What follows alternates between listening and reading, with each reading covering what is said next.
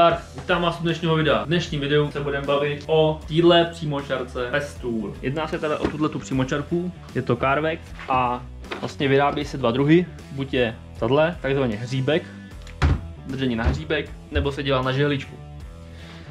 Držení na hříbek má jednoznačně podle mě výhodu, že držíte tu přímočarku blíž k tomu materiálu, který řežete, a jednoznačnou nevýhodu v tom, že si nemůžete regulovat rychlost během řezání. Tady to nejde, tady to prostě zapnete a nebo vypnete. Regulovat rychlost musíte potom tady tím kolečkem. To je asi hlavní rozdíl. Cena té přímočarce je super, je samozřejmě baterka. Už bych nechtěl přímočarku, která je na kabel, ani omylem. Já jsem to kupoval v době, kdy opravdu jako nebyl standard mít přímočarku na baterky, jo? Je to asi 7 let nazpátek. Takže nebyla ani zdaleka taková konkurence, jaká je dneska, ale já jsem z té přímočarky byl od prvního dne nadšenej a doteď bych ji neměnil. Možná kdybych dneska řešil jinou, nebo kdybych dneska byl v té situaci, že se mi rozbila ta stará, kterou jsem měl jsem starou Hitachi, normálně kabelovku, a kdybych potřeboval dneska novou, tak se asi rozhoduju třeba mezi Makita, Milwaukee, DeWalt, Festool. Jo, bylo by tam těch značek už víc, které by mě zajímaly, ale vzhledem k tomu, že mám teďka baterie DeWalt a Festool, tak stejně bych šel si DeWalt nebo Festool. A co si budem, Festool je v tomhle tom podle mě top, jo. Každý si samozřejmě může myslet, co chce, jo, může si myslet, že to je drahý. Drahý to je drahý jak pes, ale nelitu, vždycky když si koupím nějaký nářadí, tak nelitu teda ani koruny. Co je zajímavé,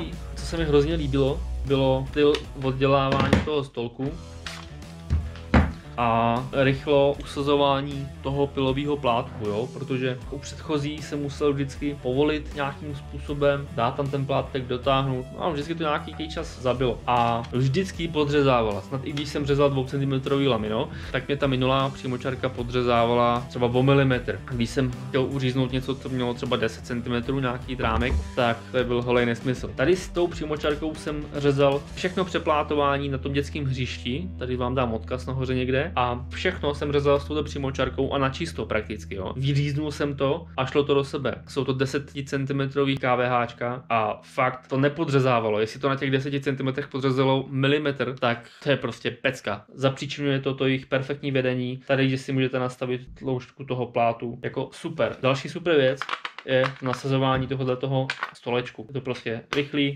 nějak vás to nezdržuje, nelimituje, někdo to nemotá, nepotřebujete na to žádný nářadí. Co je další super, je tohleto, což vlastně, když potřebujete nějaký hodně čistý řez, tak tohle ten, co je vám už špatný, hodíte dopryč, vezmete novej, máte tam samozřejmě nastavený ten plátek, který potřebujete, už je ten řez, zapnete přímočarku, nasunete ho opatrně tam, o stůl to většinou dorazím, ať to je doražený, a jak řežete, tak to prakticky vůbec neštípe. Prostě když potřebujete udělat čistý řez, tohle je super věc. Fakt, někdo přemýšlel. Co se mi taky jako na jednu stranu líbí a na druhou stranu nelíbí, je, tady máte takový stroboskopický světlo, který vám osvětluje vlastně povrch, což je super, ale může to být na škodu, protože to světlo svítí v takovém intervalu, že ten pilový plátek vypadá jako, že stojí, jo? Vypadá jako, že se ani nehne, což vám na kameře neukážu, protože kamera má úplně jinou frekvenci, takže tam to, i když máme mrtě videí, tak většinou prostě nikde to není vidět, že by jako stál. Jako dokážu si představit, že někdo, kdo nad tím nepřemýšlí moc, tak že mu to může způsobit neplechu. Ale za mě jako to je super věc. Dneska už to dělají s menšíma baterkama.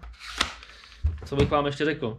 Jo, samozřejmě to stroboskopický světilko jde taky jako přenastavit nějakým způsobem, ale mně osobně to nevadí, jo, ale vím, že ta možnost tady je. Ještě bych vám řekl něco k výdrži. Strašně mě překvapilo výdrž té baterky. Jako čekal jsem, že budu měnit poměrně často, ale jako úplně super, jo. Jelikož už mám asi 7-8 let, tak mám verzi 5,2 Ah, dneska už to prodávají se 4 Ah baterkama.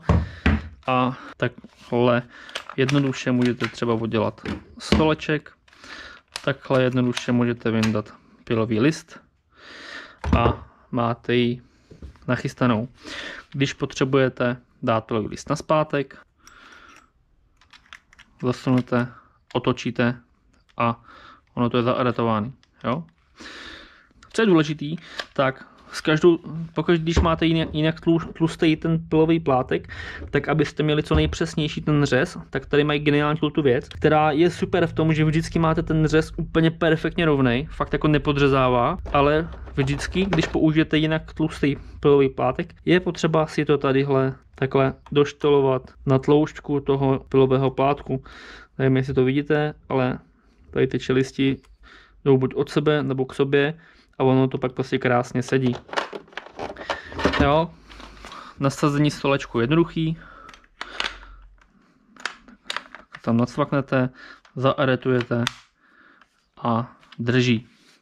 Tady máme zapínání vlastně, takže není problém zapnout ať z jedné strany nebo z druhé strany. Máme tady 5 rychlostí a automatiku. Automatika z toho zajedete do materiálu a ono to najede na menší rychlost, jak to vlastně pozná materiál, tak si sama zrychlí. Nějaký parametry bych vám mohl taky ukázat, tak si tady podívejte nahoru. Má takový základ napětí akumulátoru 18 V, počet zdvihů 15 až 3800 a nějaké ostatní věci, to si tady přečtete všechno. Nicméně, když ji zapneme,